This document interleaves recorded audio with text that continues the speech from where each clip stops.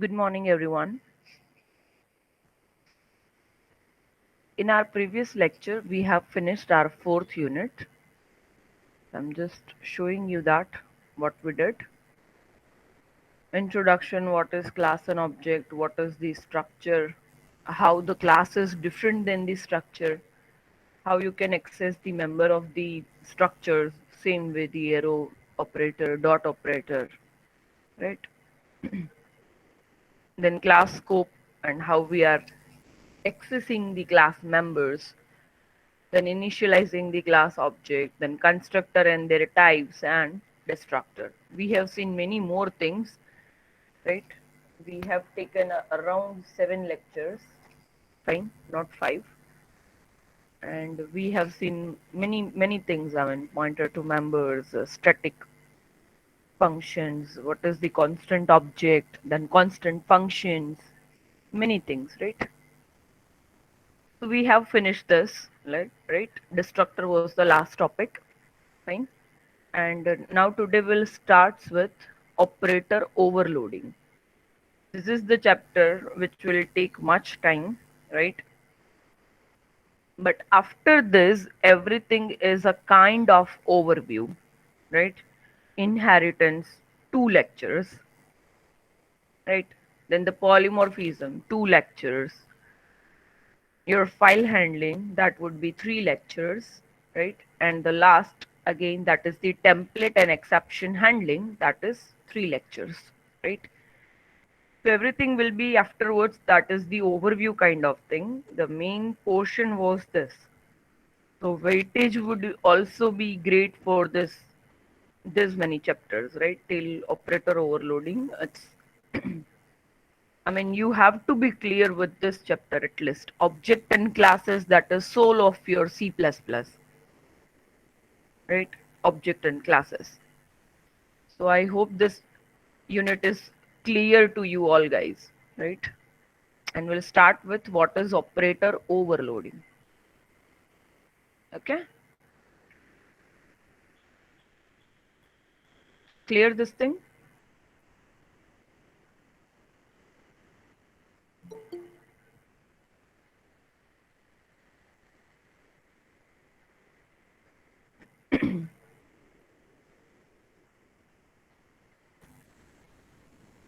Fine. Now the fifth unit, that is operator overloading. What do you mean by operator overloading? We have seen function overloading, we have seen constructor overloading, and now we will go through this operator overloading. So what it is actually? Whatsoever the operators are there, we are giving another meaning to that operator, right? We would be having, say suppose one function is there, right? That is the add. I'm writing another function add with some different meaning, though the original meaning should not be changed. Have you done that? You are giving the name, that is addition, for the function name, and you are doing the subtraction. Have you done this? No, right?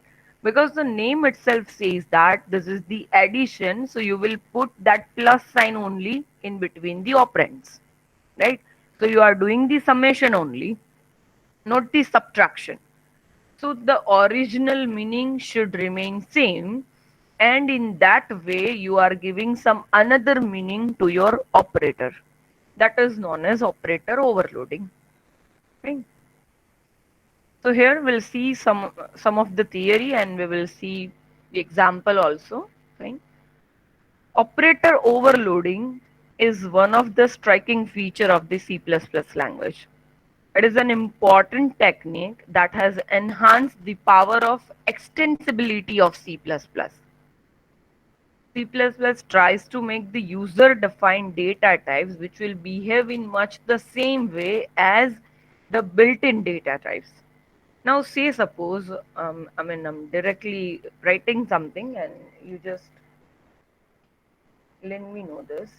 Say suppose I'm writing that integer a comma b, right? And I'm writing a plus b. So this thing you can understand, right? Okay, here the two built-in type variables, I mean built-in data type variables are here, right? That is a type of integer, and you are doing the addition, and this plus sign that you are using for the addition, right? This is what the meaning is. So this thing you are doing, that is very common. But now if I'm saying that I'm having one class A, right? And what I'm doing in integer main, I'm writing over here, first I'm creating the object of my class. So say suppose A1 comma A2. And what if I'm writing A1 plus A2? What is this? A1 and A2 are not the built-in type of variables, right? They are not the integer, float, character. They are not kind of that. They are actually object of the class A. Getting this thing? Object of the class A. So say suppose if I'm doing like this, what will happen? Have you tried it? You will find an error, right? Till now, if you have tried, you will get an error, right? Because you have to overload that operator with some functions with some particular syntax, and then you can do such a way that operation that if you are writing plus sign between the objects, then also it will do the summation. That is operator overloading, because you have instructed, you have trained your operator in that way, so addition will be there. Simple, no? Just like your integer data types and you are adding it same way. So here C++ tries to make a user defined data types, because class is a user defined data type, right? That will behave in much the same way as the built-in types. So for instance, C++ permit us to add two variables of user defined types with the same syntax that is applied to the basic types. Okay. So this means that the C++ had the ability to provide the operators with a special meaning for a data type. The mechanism of giving such special meaning to the operator, that is known as operator overloading. Right? I'm overloading my operator. Plus sign is already assigned one definition that wherever you are writing A plus B, so this plus sign will do summation. That is already assigned task by the compiler, right? But now we are giving them the again the special meaning that if in between two objects I'm writing the plus, then also you have to do the summation kind of thing, right? So that meaning we are giving, right? So that is known as operator overloading. Operator was doing one task, right? But now we are assigning many tasks, so it is overloading, right? So in that way, we would be having lot many operators, right? Many operators that we are having: plus sign, multiplication, division, modulo, power. You can take any of the operator, right? But here some of the operator that you cannot be overload, right? So which operator I can't overload? So we can overload the operators except this four. First, that is member access operator. Means how you are accessing the member via dot operator. So that dot I cannot operate. I mean, I cannot overload that operator. Then dot and star for the pointers, right? Again. So that even you cannot overload. Then scope resolution operator. That even you cannot overload. Then the size of operator, that even not. And the conditional operators, you can even say that is ternary operator, question mark and colon sign, right? These operators that you cannot overload, but rest of the operators you can overload, right? So the semantics of an operator can be extended. We cannot change its syntax, right? The grammatically rules that govern its use such that the number of operands, then the precedence and associativity, that you cannot change, right? That will behave as it is. If I'll say that I want to do a plus b, so number of operands required is 2, right? No, at least minimum 2, a plus b. So there would be obviously two operands would be there minimum. So that number of operands, then the precedence. If I'm writing any of the expression, so we know that there would be some of the precedence which is assigned predefinedly, right? That multiplication and division will be first, and after that only plus and minus will be there. So that even you cannot change, right? And the associativity, a plus b or b plus a, or wherever there would be a bracket, so that will be operated at the first, right? So that meaning even you cannot change. Getting this? So when the operator is overloaded, its original meaning is not lost. And operator overloading is also called a compile time polymorphism. We have seen compile time polymorphism in many of the ways, right? You know that what is the function overloading. Yes, you have already done it. Yes or no? So that was also the compile time polymorphism, because at the compile time only we are deciding that which function will be called. And the runtime polymorphism, that we will see at the time of inheritance and the polymorphism. Getting this thing? Fine? Okay. So the next is defining the operator overloading. What would be the syntax and how we can write this operator overloading that we have defined. So the very first thing, to define an additional task to an operator, because see, one task is already defined, right? One operator is assigned already for some meaning by the compiler, right? But we are assigning the other task also. So that is the additional task, and that is why the operator is overloaded, right? So here, to define an additional task to an operator, we must specify what that it means in a relation to the class to which the operator is applied. Fine. This is done with the help of special function called operator function. Operator is a keyword over here. We can write like a return type. Okay, whatsoever our function is returning, that is our return type. Then we can write the class name over there. Fine. Whatsoever we are defining our class, that class name would be there. Then scope resolution operator. Then the operator, that is a keyword. And OP, that is nothing but any of the operator that I'll write, either plus, minus, minus, minus, plus, plus, right? Division, modulo, any of the operator that you want to overload, that symbol of that operator will be over here instead of this OP. Fine. And we would be having the argument list. After that, we would be having that function body, that whatsoever the task is defined, right? What they need to do. So if it is a string, you want to do something. If they are the integers one, then you are doing something. But everything will be in terms of the object, right? We are not passing generally the integer and all. We are generally passing what? That is all about the class object. So here I have mentioned already, that is return type is a type of value returned by the specified operation. And this OP is the operator that being overloaded, right? And operator is the keyword, that what I said. If you are not getting anything right now, then also it is perfectly fine, because once you will see at least one program, then and only then this thing will be, much clear, right? Otherwise, this is only theory and I cannot directly start with the program. At least I have to show you the syntax and how we are doing it. Okay. Then here is the operator function.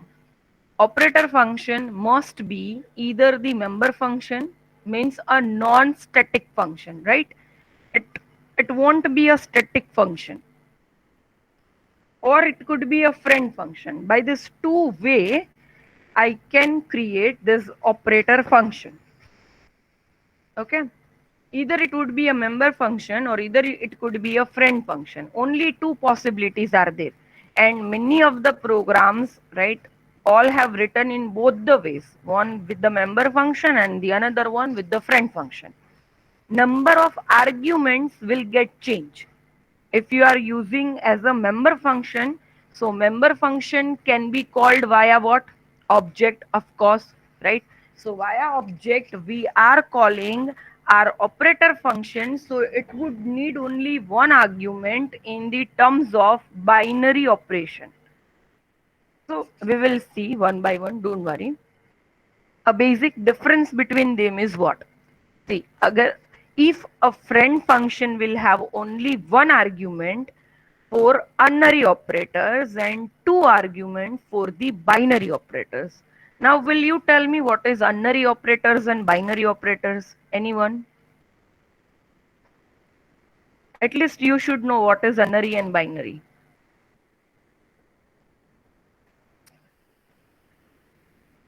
Many of you will say that is unary, yeah, but that would be in the terms of, you can say the non-technical terms.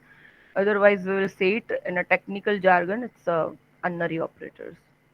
Unary operators who required only one operand, yeah, and binary, two operands, ternary, three operands, okay, unary that will take a single operand, yeah, fine, correct. So that we can say that the example of a plus plus, a minus minus.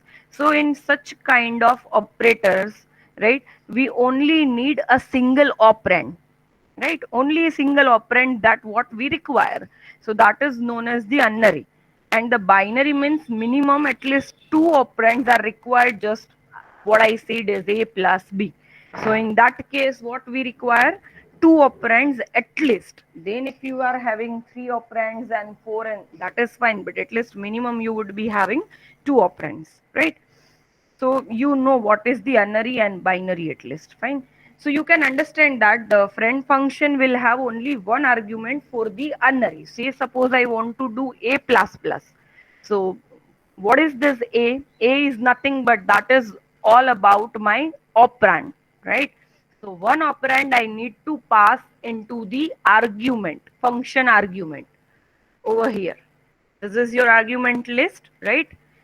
So over here we need at least one operand on which I want to operate my operator, right, with some meaning, and one for the two for the binary operators, because if I want to do a plus b, so I need two operands a and b that I need to pass in my friend function.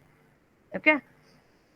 But if I am writing a member function instead of this friend function, so in member function, no arguments for the unary operators. Why no arguments? Have you remembered that any of the member function will be called by any one object of the class, right? That is already defined this thing, right? So whenever I'm writing, say suppose my class is a time, and I've created one object time t1. So I used to call my function via any one of the objects, say suppose t1 dot something, set data, get data, or my any of the function, just like the operator. So I am calling that function via one object. So in that case only, unary operand is passed already by this object, that is say suppose t1 dot something. So I don't require any of the arguments. And if there is a binary operation, right, so for that I require actually two operands. So one will be there by which I am calling the function, and the another one which is a remaining, that I'll pass into the argument. So again, if I'm using the member function for binary, I need only one operand, one argument. But the friend function is a kind of function which is not of our property. So we have to call that function without any object. You remember this thing, right? Without any object. we are calling our friend function. So I have to pass my objects or whatsoever that is inside the arguments only. But if it is my member function, then at least I'm calling my function via at least one object. So what I'm saying is, say suppose I'm having this two variables a and b, that is my class variable, right? Integer a comma b, something like this, right? And whatsoever the operands, I mean whatsoever the object that I am having, okay, ob1 comma ob2. So whenever I want to call any of my function, say suppose here is my function get data. I'm not writing everything, huh? So you can just understand this thing. So what I need to do, ob1 dot get data, I'll directly call. So already I'm passing one object over here. So this object's data will be gathered. So if it is the unary operator, then I have already passed one object, because through one object I have called this function. So I can directly access the object ob1 over here, right? But say suppose this is my friend function. This is my friend function. So I cannot call this via any of the class object, right? I just need to simply call this. So where is my object? Where is my whatsoever the unary operator is there? So at least I need one object. So where is my object? Because I cannot call my function with the object. So I need to pass it inside. So this is my one argument in friend function for unary. Same way, suppose it is a binary one, right? I need two data over here. So at that time, what I can write, if it is a member function, ob1 dot whatsoever, I just want to add something, right? This would not be the syntax, but then also I'm just showing you that how it can be accessed. So I can pass over here ob2, yes or no? One is over here through which it's calling my function, and the second one that is as an argument. So if it is my member function for the binary operations, then I need only one argument. But if it is a friend, I cannot call this via any of the objects. So just remove it, and I have to pass both the argument as like this, ob1 comma ob2. So I hope you are getting this thing. Yes or no? Okay, Pooja is saying yes. So at least you should understand the difference between why friend require two argument and why the member function require only one argument for binary. For unary, member function no argument, but friend need one argument. Because the friend function we cannot call via any object. That is why. Fine. So I think this thing is clear to you. Fine. Great. Okay.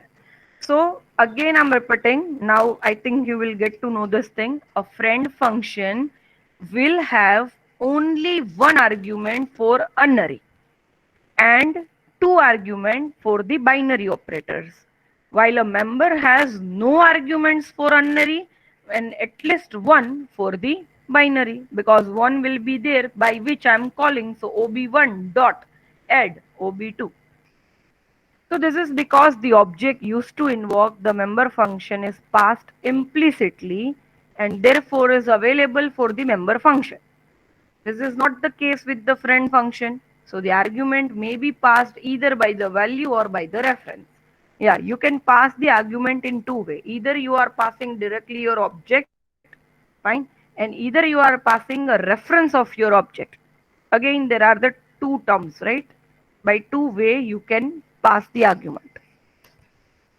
Now these operator functions are declared in the class using operator.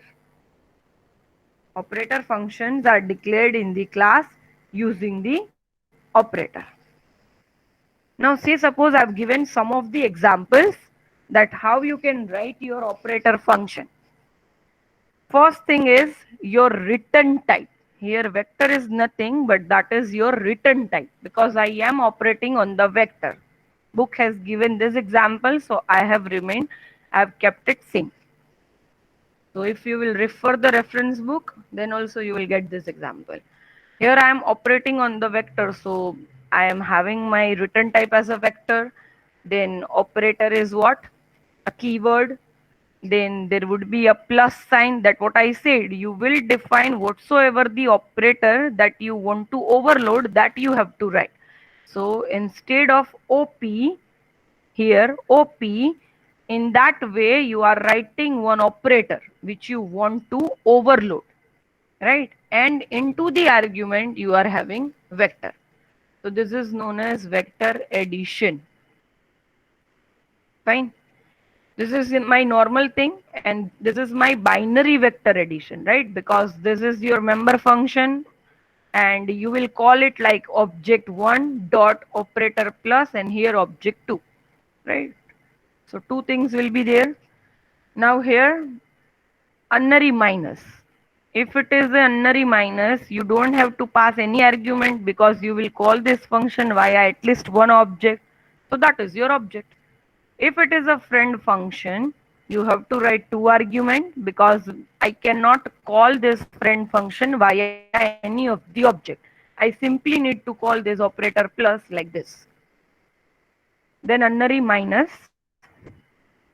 So that is again one argument will be there if it is a friend function. So this is unary minus.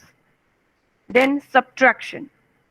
Unary minus is something like that. A is equals to minus A or B is equals to minus A. So if I am having integer A is equals to 10, B will be having minus 10. Right? No, that is unary minus. I hope you are getting. Ma'am, Yes. ma'am, I got a network problem.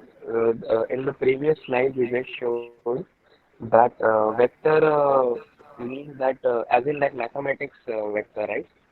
Yeah, yeah. The Yes. vector we use in mathematics that is Yes, used yes. to denote magnitude and direction. Yes, yes. Yeah, Oh, correct. okay. Yeah. But we won't use it, don't worry, right? In mathematical terms only, this is given by the book, right? So I kept the same example for the different one, but here we will use actually the class objects, right?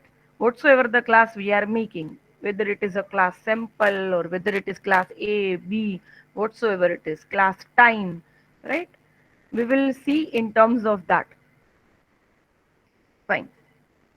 So what I was telling is, yes, here if say suppose I'm having integer a, right, is equals to 10.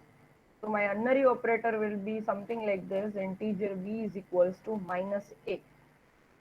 So whatsoever the value of a, that would be minus. So b is having ultimately what? Minus 10. Right now, so this is again the unary operator. For that I only require one operand, right? Okay.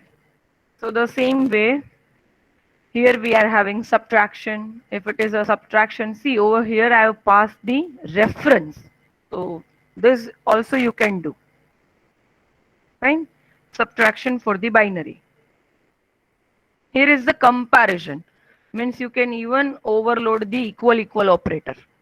So whenever you are writing equal equal, this operator function will be called, and whatsoever the task is assigned for this equal equal, I mean I'm checking that object 1's value and object 2 values are equal or not or something like that. Fine. So I'm using this comparison for that. Okay. This is again the binary equal equal, and this is the binary but with the friend function that is equal equal, right? So I'm just showing you what kind of operator and how we can write, right? So this vector is a data type of a class, right? We will see this vector even into the templates. In our last unit, we will create the vector, we will add the elements into the vector, we can remove the elements, and that is all by just one function, right? So we will do this in our last unit, don't worry. So here the steps for operator overloading, that how we are overloading the operator. The process of overloading that will involve the following steps. First is you create a class that defines the data type that is to be used in the overloading operation. First, you need to create one class, okay, that will define a data type. Say, suppose my class is time. So, what would be my data type now? Time, right? Because I'm passing the objects of my class, no? That is why. Fine. Second is declare the operator function, that is operator OP, right? This is my function into the public part of your class, okay? And it may be either a member function or it would be a friend function. That what we have discussed, right? It could be member or it could be friend. Then the third one, you will define this operator function to implement the required operator. So you are writing some of the statement, right? What meaning you want to assign to this operator. So that function body that you will give. This all the things will be cleared once we will see our first program, right? So till that if you are not getting, then also it's fine. That is why I'm not asking you are getting or not, right? Some of the things will not be, I mean, this is what you can say the hardest part of C++, right? This unit only. Otherwise, everything is fine in C++. Again, you will really enjoy in this sixth unit inheritance and then polymorphism, files. Everything is so easy. Right? This is only the unit where you need to pay attention. Right? Then how to call this operator? Say suppose if you are having unary operator function, so that can be invoked as either operator and x, or you can say x and operator. Say suppose I'm operating on minus a, that what I said, right? B is equals to minus a. So what you need to write, minus first and then whatsoever the variable is this. So I could be having my first as an operator and second as an operand, or I can use even a plus plus, or here also plus plus a. So prefix and postfix, that you already know, right? What is prefix and what is postfix? You are learning right now data structure, so you know this. Then binary operator function that can be invoked like what? So either y would be first or the x would be, I mean last, right? First or last. In between that I'm having the operator, right? No, I cannot write like a space b and then plus, right? That is a common syntax that I have to call that a plus b. So this plus operator will be overloaded, and whatsoever the function I have defined for this operator, that will be called automatically, right? So binary I can write like this, x, then operator, then y would become first and the x become at the last. That is not the case, but operator should be at the middle, right? Operator should be there in the middle. Now this OPX or the XOP, that would be interpreted as operator OP of X for the friend function. If I'm writing for this unary operator, right, and if it is a friend function, then for unary, one argument should be there, that what we have decided, right? So I can write this OP of X. Similar, same expression for X OPY, that can be interpreted as like x dot operator op of y in the case of member function, right? Because I'm calling via one object and I'm passing another object as an argument. So one object, two object. So this is your binary for the member function. But if it is a friend function, you cannot call via object. Instead of that, you have to pass your x and y both in, as an argument. Fine. I hope at least this thing is clear. That's it. Right. Now we will see the example overloading unary operator. Here what I'm doing is, in my example, a minus operator when used as a unary, that will just take one operand, which I've already shown this, right? Okay, this will take only one operand because I'm using that minus a. So whatsoever is the value of a, I just need it but into negative, right? This operator changes the sign of an operand when applied to a basic data item, right? So how to overload this operator so that it can be applied to an object in much the same way as it is applied to your integer or float variable. Whatsoever I am doing right now, that is with my operand. But now what I'm going to do is I'll use this in front of my object. Say suppose I'm having class time and I'm using this T1 and T2, right? Two objects. T1 has been already assigned some value and now I'm writing minus T2. So what it will do, I mean, either simply I am taking one object only, say suppose T1. I have assigned some value, but now I want minus T1. So T1 is nothing but it's an object. It is not my normal variable like integer and float, right? It is object, and object is associated with many variables, right? One object could be having 50 variables, right? Because I have declared 50 variables in my class. So I want to do that minus of all my 50 variables, not only on one object, but via this object actually I am operating on my all the variables. Yes or no? Right? So the unary minus when applied to an object, that should change the sign of each of its data items. So you should remember that figure: object 1, 2, 3, 4 boxes, object 2 again some boxes, object 3 again some memory storage, right? So that is nothing but what? One object can have many data items, right? And for all those data items, I'm changing the sign via this unary minus. I hope this is clear. And now we will see the program. So what I'm doing over here is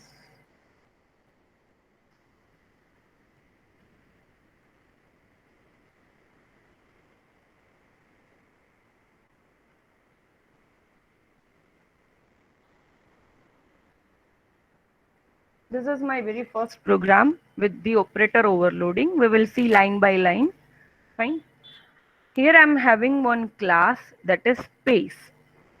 Okay, space. I've given the name space. In that I'm having total 3 variables which are the integer one, x, y, z. Then in this public section, I'm writing one function that is void get data. Okay, and I'm passing integer a, comma integer b, comma integer c. All the functions I'll define outside of the class. So that is why I've just put the semicolon, declaration of my function. Another function void display, done. And one more, that is void operator minus, this is the parenthesis, means this is your function, semicolon and over. Okay, here you will be having this scope resolution operator and all, right? Once we are writing our function outside of the class, because we have seen this, no, return type, then class name, then scope resolution operator, then operator, that is a keyword, and whatsoever the operator you want to overload, so that is minus. So I have written minus. Now in this very first, that is void space scope resolution operator get data function, what I'm doing is whatsoever is my member variable, I'm assigning those values with whatsoever the user have given. So that is a comma b comma c, right? This is what the simply I'm doing in every function. Why my get data function I'm using? Anyone? Why I'm using get data function? Because I want to initialize my member variable.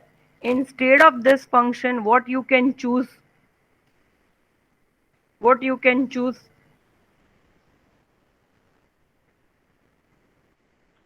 Yes, correct, right? So we can Constructor. use constructor to initialize your values. So you can choose any one of it, right? Both are the correct one. Yes, Rahul, constructor. Correct. Right? So here I have used right now a function. Okay. Then here I'm having my display function. So void space display, and I'm just printing the value of x, y, and z. Fine. In a single line. That's it. So I hope this get data and the display, they are as it is. I mean, nothing I have done something new in this. Fine. My main hero is over here. This is the main soul of my program. Right? Operator overloading. That how we did. So this is my return type because this operator function is not returning anything. So I have kept it as a void. This is your unary operator, unary minus, and you remember that unary minus operator, if it is a member function, then it don't require any of the argument over here. Yes or no? But if it is a friend function, say suppose if I'll make it as a friend function, so you need to pass at least one argument over here, which is of type space. Right? No? Because you are passing the object, either object 1, object 2, object 3, whatsoever it is, right? If it is your friend function. For unary, it requires one argument. But right now I have taken it as my member function, right? Instead of the friend. So I don't require any argument. Now what I'm doing in this operator, what I said is the actual meaning should not be changed. If I'm overloading my minus operator, it means what? I want to change the sign of this particular object. Whatsoever is the object I'm passing or I'm calling through whatsoever the object, those objects variable should be now minus. Okay, they will change their sign. Okay, if it is a minus, then it will become plus. Whatsoever it is, I just want to change the sign. That's it. So what I'm doing is whatsoever is my x, that will become minus x. Whatsoever is the y, that will become minus y. If it is z, I'll do minus z. So I'm just passing one object, but it is, I mean, with this one object, there are lot many variables are connected to that object, right? No. So if I'm writing minus object 1, so what we are actually doing, if I'm having a 50 variables over here, 50, right? Here I am having only 3, but if it is 50 lines or 50 variables I am having, then I am doing that change that all 50 variables sign will get changed. Getting this thing very simple. If you will take it as a very simple, then you will enjoy it, right? So this is what nothing but you have just changed your sign. And now from integer main, how I can call my operator. That is the main thing. Huh? Otherwise, many of the times you will get confused that how I can call this operator function. So at the very first, what I'm doing, I'm creating the object that is S. Okay, I have taken a single object over here. You can even create S1, S2, S3, whose object value you want to change the sign, right? Then S dot get data. So I'm passing some value 10, 20, 30. Fine. Then I'm just showing this, I mean, before your operator function, before calling your operator function, what was the value? So I'm just simply showing that s dot display. So here whatsoever the function that you are calling, that is by one object. So automatically it will refer this x, y, and z. Obviously, right? That is why in member function we don't require any argument in the function. Now you will activate this operator minus function. So how I have called this function? Have you seen this? This is the main part. Huh? I'm just doing minus s. Bas, that's it. What I'm doing is minus s. Only single object, unary operation. I don't require more than one object, only single object whose value is 10, 20, 30. And now I want to change this value to the minus 10, minus 20, minus 30. Getting this thing? So I'm doing this minus s. But just writing this minus s, directly it will call your operator function, because you have chosen that function into your class, I mean in your program, right? And now you just need to write minus s. Here this is your object. See, this is not like something you are doing minus x, because this x is a kind of integer one, and you are not doing this for your built-in data types, right? You are doing this for the object that is a user defined.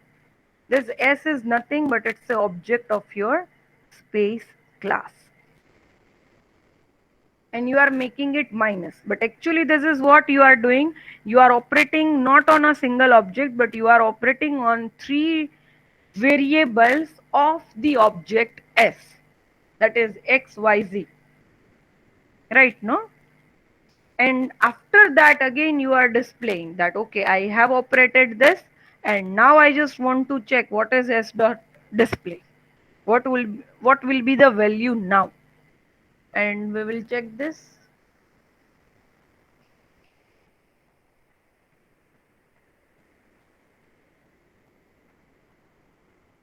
Have you seen this? S colon 10, 20, 30. Next time it is minus 10, minus 20, minus 30. That was my goal. Getting some of the things now. I think now the previous theory is totally clear after one example. Yes or no? Yes, ma'am. Okay, fine. So I hope this thing is, I mean, clear, and this much load is, I mean, sufficient for you guys, at least for first lecture of this operator overloading. So that's all from my side for at least today. Now, if anyone is having any doubt in unit 1, 2, and 3, then please let me know. We are having 10 minutes. You will be having your mid-semester syllabus is 1, 2, and 3. We haven't changed it, right? Though we have finished the fourth unit, but I'm not including right now it. Okay, only 1, 2, and 3 that will be there in your mid 1. So any doubt, because see, directly you won't get anything, huh? If you are still thinking like that, direct any of the MCQ directly you won't get it. Fine. If even you will type in a Google, you won't get it. So you have to read. I mean, you have to read. So I hope this thing is clear. So any doubt in this, please refer slides. That is fine. I have already uploaded for unit 4 also, and related programs, that whatsoever I'm showing during the lectures, that all the things have been already uploaded. Fine. For unit 1, 2, 3 programs, that is also uploaded. Unit 4 programs and unit 4 slide, that is also uploaded. Okay. Any query in unit 1, 2, 3, because we are having sufficient time.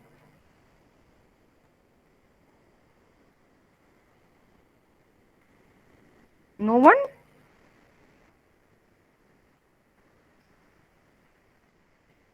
That would be easy even. I mean, fine.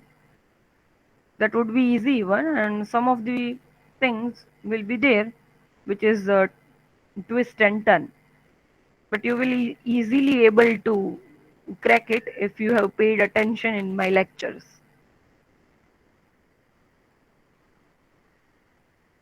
Anything from your side?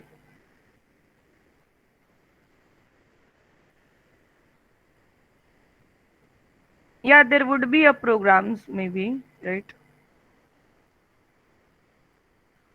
But not much lengthy, right? You can easily finish it within a minute. That kind of, right?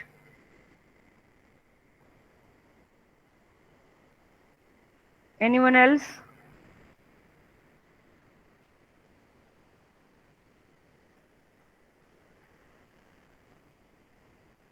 Any topic that you want to make me revise?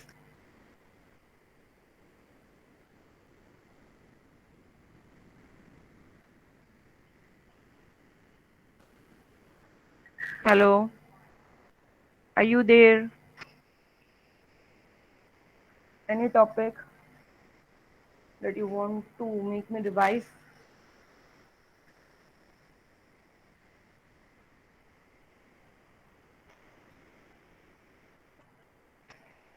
Okay, ma'am, programs you have uploaded are not there. I have uploaded there. And miscellaneous, I mean, you can check. Yes, chapter 1 to 3, I have uploaded there.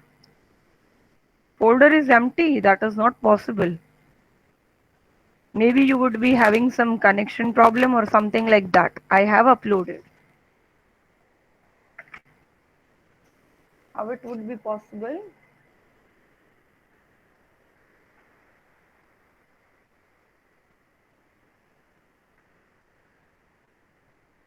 Just a minute.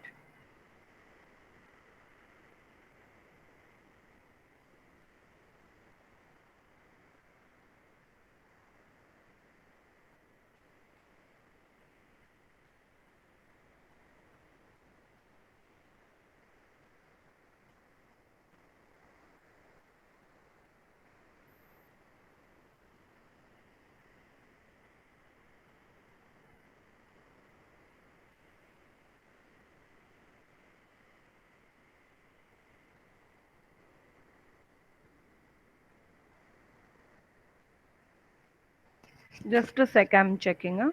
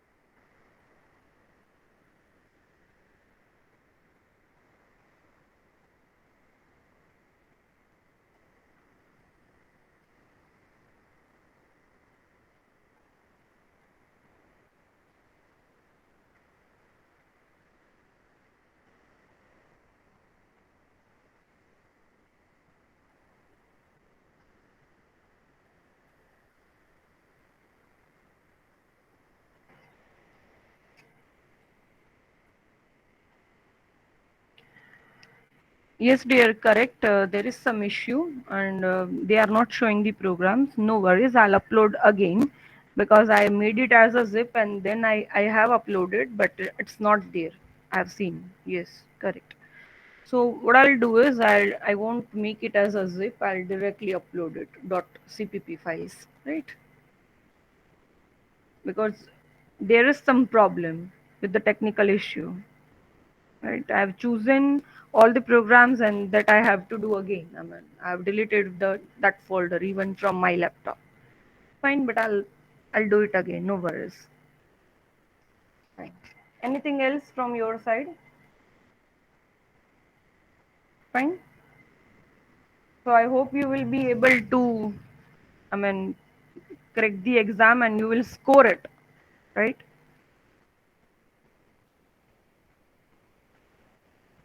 Fine. So please write down your numbers and best of luck for your exam.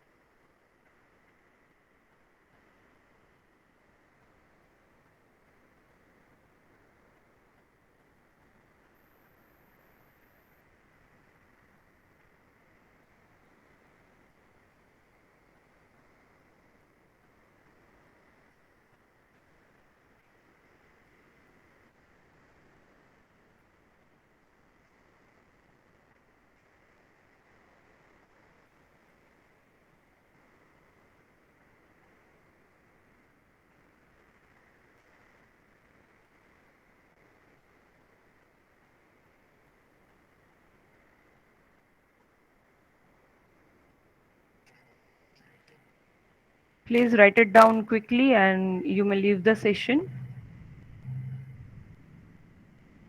I'm having another lecture.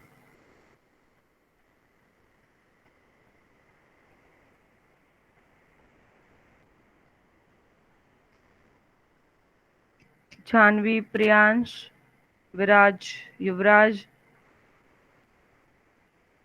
quickly write it down and leave.